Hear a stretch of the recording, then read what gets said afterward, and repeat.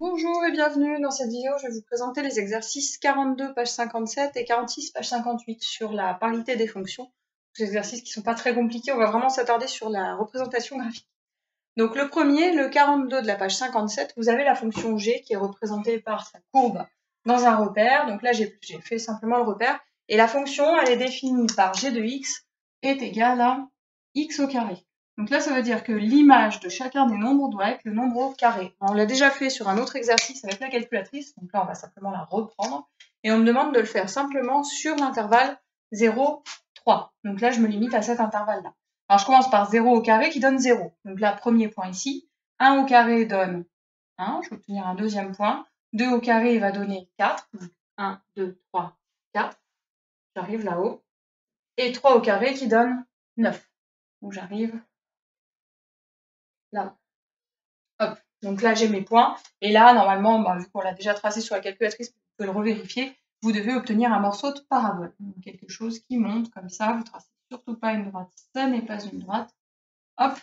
Qui monte comme ça, tranquillement, donc de 0 jusqu'à 3. On ne déborde pas. C'est vraiment entre 0 et 3 qu'elle est définie. Et ensuite, une fois qu'on a tracé ce morceau de courbe, on me demande dans un premier temps de faire en sorte de tracer l'autre morceau, là, sur moins 3, 0, pour que ma fonction g soit une fonction paire. Donc pour qu'elle soit une fonction paire, on a vu d'après la leçon que là, les images qui sont du côté des positifs doivent être les mêmes que du côté des négatifs. Donc je dois avoir une symétrie. Alors là, ici, c'est assez simple, ça veut dire que l'image de moins 1, c'est la même que l'image de 1. Donc je me retrouve ici avec une image. L'image de moins 2, ça va me donner aussi 4, donc je me retrouve ici en face avec 4, et l'image de moins 3 va aussi donner 9. Donc là, ici, je me retrouve avec 9. Finalement, là, je peux tracer la courbe comme ça. J'ai les mêmes images du côté positif et du côté négatif, je me retrouve avec une courbe qui est symétrique par rapport à l'axe des ordonnées. Là, mon graphique n'est pas très beau, vous n'avez pas une belle symétrie, mais vous, sur vos carreaux, vous devez avoir une belle symétrie. Alors, je ne vais pas effacer ce que j'ai fait. Je vais faire la même chose d'une autre couleur, ici, pour faire une fonction qui soit impaire. Donc ça, c'est le petit b. Pour avoir une fonction impaire, on a les mêmes images, mais de signes contraires, d'accord? On doit avoir f de x, donc là, ici, f de 1, qui doit être égal à moins f de moins x. Donc là, ici, ça veut dire que si je prends moins 1, je dois avoir la même image que l'image de 1, mais de signe contraire. Là, ici, c'était 1, ça se transforme donc en moins 1. L'image de 2, c'était 4, donc l'image de moins 2, ça devrait donner moins 4. Donc là, ici, moins 4. 1, 2, 3, 4. J'arrive ici. Et même chose pour moins 3. L'image de 3, c'était 9. Donc l'image de moins 3 va donner moins 9. Donc là, je ne peux pas, ça va déborder. Mais vous avez vraiment un axe de symétrie ici. Enfin, un axe de symétrie, un centre de symétrie ici, qui est 0, qui est l'origine du repère. D'accord? Donc soit axe de symétrie pour une fonction paire, soit centre de symétrie pour une fonction impaire. Il n'y a pas de difficulté particulière. C'est la seule chose vraiment qu'on vous demande de retenir.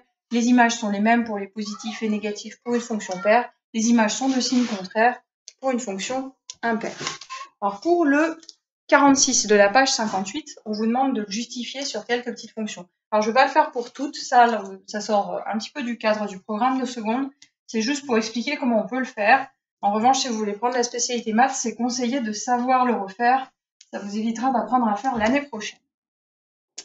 Donc là, ici, la première qu'on vous demande, c'est de savoir est-ce que ma fonction, justement, est paire ou impaire, déterminer la parité de la fonction.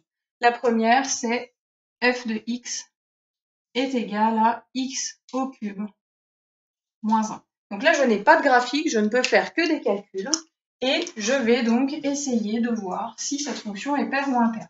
Alors, je rappelle la définition d'une fonction paire. Une fonction paire, c'est que vous avez toujours f de x qui est égal à f de moins x, et une fonction impaire, ça va être que moins f de x, donc l'opposé de l'image, est égal à f de moins x. Donc ça, c'est la définition. Paire, impaire. Là, ici, dans tous les cas, que ce soit l'une ou l'autre, à chaque fois, vous avez f de moins x, donc l'image d'un nombre de signe contraire, est égale à soit la même chose, soit l'opposé.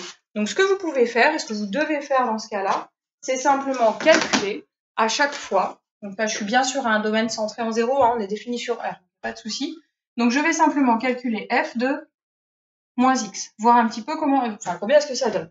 Donc là, ça veut dire qu'au lieu de remplacer mon x par un nombre, pas un nombre, j'ai moins x. Je vais remplacer tous mes x de la formule, là, ici, par des moins x dans ma formule. Donc là, je me retrouve avec moins x, au lieu d'avoir x, qui est au cube. Donc là, on fait bien attention, je mets bien mon moins x au cube. Moins 1 derrière. Je vais remplacer le x ici par moins x dans ma formule. Maintenant que j'ai ça, ce que je fais, c'est que j'essaye de simplifier. Là, j'ai un x au cube et j'ai un moins qui est au cube. Le moins, quand il est au cube, je vais avoir moins fois moins fois moins, 3 moins. À la fin, ça restera un moins. En fait, cette parenthèse, elle n'est pas très utile. Hop, c'est moins, plus loin, x au cube. Encore le moins, quand je le mets au cube, ça reste un moins de toute façon. Donc, la parenthèse n'est pas utile. Qu'est-ce que j'observe là, ici? Est-ce que c'est bien ma fonction de départ? Enfin, ici, non, c'est pas la fonction de départ.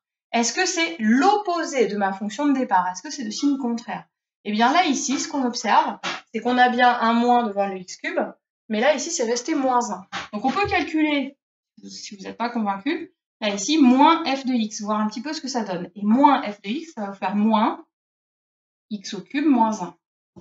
Là, si je distribue le moins, ça doit faire moins x au cube, moins 1, plus 1. Donc le signe, l'opposé de f de x, ça vous donne moins x au cube plus 1. Et moi, quand je fais f de moins x, j'obtiens bien moins x au cube, mais ici, moins 1. Donc ça n'est pas égal à moins f de x. Ça n'est pas non plus égal à f de x. Ça veut dire que ma fonction f ici n'est ni paire, ni impaire. Ni l'un, ni l'autre. On va regarder sur la suivante un petit peu ce qu'on peut avoir comme autre fonction, et puis je vais m'arrêter sur ces deux exemples. Si je prends par exemple f de x qui est égal à x au carré plus 1. Donc là, même principe, je me demande est-ce qu'elle est paire, est-ce qu'elle est impaire? Est-ce que si je remplace par moins x, ça va me donner la même fonction ou une fonction de signe contraire? Donc je calcule f de moins x ici. Je remplace les x dans ma formule par des moins x. Ça va me faire donc moins x au carré plus 1. Et là, contrairement à tout à l'heure, j'ai bien le x qui est mis au carré et le moins est mis au carré. Et là, ici, un moins, quand je le mets au carré, moins fois moins, ça va me faire du plus. Donc, ça va me faire x au carré plus 1. Et là, qu'est-ce que je constate? Je constate que quand je prends l'image de moins x, ça retombe sur l'image de x. C'est exactement la même fonction. Donc là, ici, c'est bien égal à f de x.